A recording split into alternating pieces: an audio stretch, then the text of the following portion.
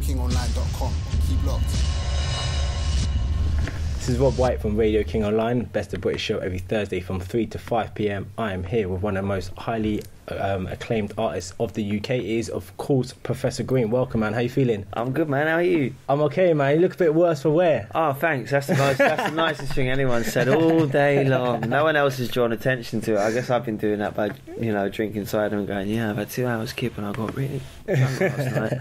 So, yeah, I am hanging a little bit. Yeah. But I mean, the main thing we want to talk about, really, we want to get started with the single. Single was out now. It's going to be out soon. The video's out now. Yeah. Lullaby. So how was that? How was that working with? How did that come about? Talk to me a little bit about that. It come from kind of a bad place, but the song essentially is about depression, although it's not a depressing song. It's about a resolve.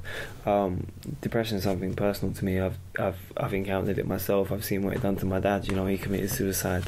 In the news right now, we know what happened to Robin Williams. Yeah, of course. And it's so sad, man, because I think the most important lines in the song are things always change as long as you give them a chance to. And that was something that I heard from a psychotherapist who I did a documentary with on suicide. And it helped me learn a lot about why people do it and how they feel when they find themselves in that situation. And I think women as well, but amongst men there's this pressure to be a man. You have to be strong constantly. So when anyone says, how you doing? You go, yeah, I'm cool, man. And you might not be cool, but that's the worst thing you can say, because if you don't have someone to explain to that actually I'm not alright, and you don't voice that, it can manifest and get so much worse inside your head. So it kind of touches on that, but it's although it's about depression, it's not a depressing song. Yeah, I know. And Tori Kelly sounds. Yeah, how was it working with her? It's been wicked, man. Before, when she done the vocal, I hadn't actually met her. I met her when she came over, and I went to LA and we did an acoustic video, and then we met again when she came over for Wireless, and then again when I went back to LA to do the video. And she's cool, man. She's got, she's everything. She's the whole package. The whole package, man. She looks like a blooming angel in a video. She's got an incredible voice. She's a wicked writer, and she's a darling. Like, she's sweet. Yeah. She's a proper sweetheart. She's wicked. Oh, wicked. And I know that some of the fans, judging by the comments on YouTube, some of the fans are saying it's kind of the sort of single that Eminem would release. Would there have any sort of conscious or unconscious influence? I think people are just so used to I think, like, from Love the Way You Lie, it's like male, female. So it's the obvious comparison. Yeah, but people have always done that, Yeah. How many Jay-Z and Mary J. Blige records are there? You know what I mean? It's always been done. People have always, utilised the voice of vocalists who can actually sing. I write a lot that I can't sing. If I did, I would offend people. Yeah. So it's good to get someone else to sing them. Imagine me trying to belt out Lullaby. Yeah, wow. It wouldn't be a great song. No. I mean, the single is taken off the album. Yeah. The album's coming soon as well. I know you've got Mr Probz on there, and he's really flying high in the charts. So how did that sort of come about as well? We had to replace James Arthur.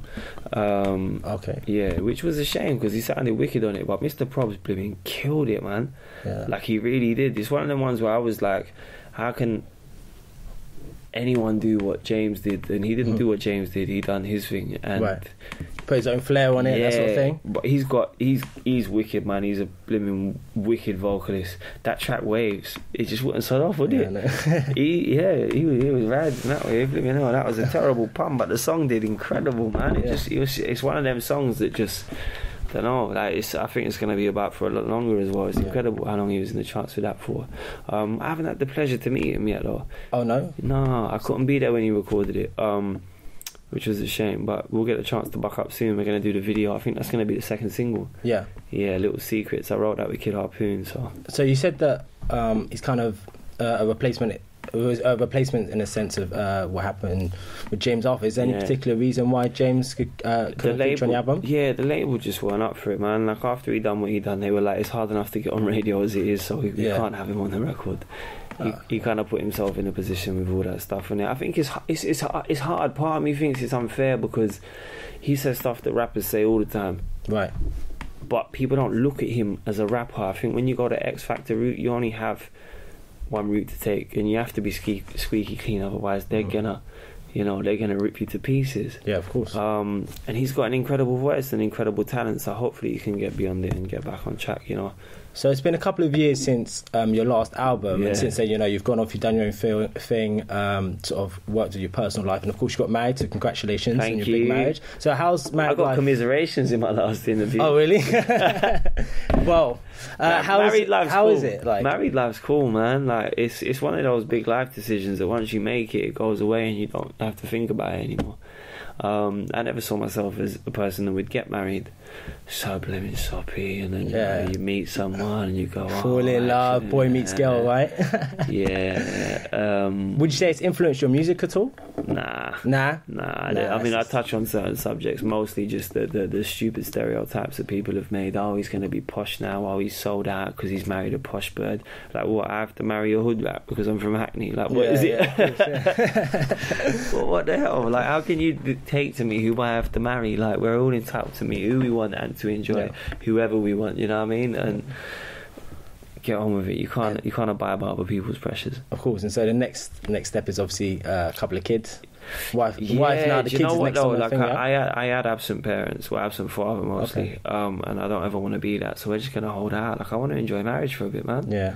You know what I mean? And it's each other's company, right? Yeah. It's really good just to enjoy marriage and to work on that. I think kids will come. I hope, and I want to be a father. I want to be a good father, especially because of what I grew up with, a lack of, and but I just not yet, man. I'm so busy, and she's so busy, and it's not the right time. I know there's it's one of those things where there is never a right time, but right now is.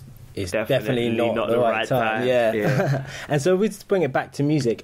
Is there any people out there, any artists that you're feeling at the moment, like you really got their support?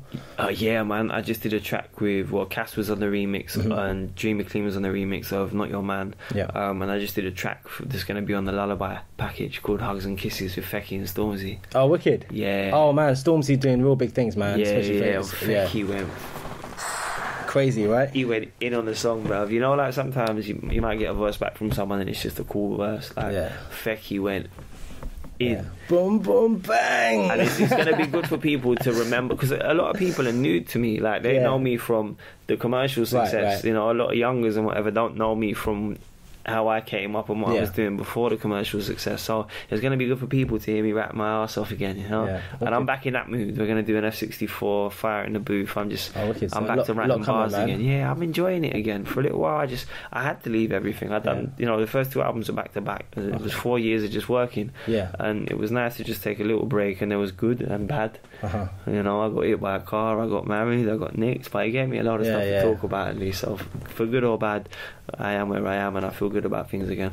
Wicked, man. And so the single's out, the video's out now, right? And the single, we can pre-order that and stuff? Yeah, the single can be pre-ordered. It comes out the 14th on iTunes. The album comes out on the 22nd, Growing Up in Public. Yeah, so big things coming off, and I've been here with Professor Green. My name is Rob White from the Best of British on Radio King Online. RadioKingOnline.com. Keep locked.